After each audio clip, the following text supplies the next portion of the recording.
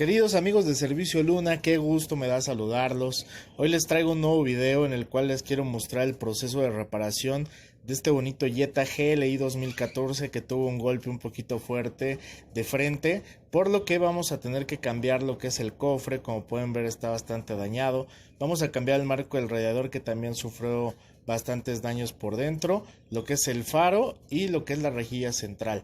También vamos a pintar lo que es la fase delantera, salpicadera del lado derecho y la puerta del lado derecho, así como cuadrar todo el frente. Así que espero que les guste el video, amigos. Recuerden suscribirse al canal y seguirnos en nuestras diferentes redes sociales, ¿vale? También dejar un comentario, dejar un like si es que les gustó. Y pues les mando un fuerte abrazo, su amigo Ricardo. Espero que les guste y nos vemos en el próximo video. Hasta la próxima, amigos.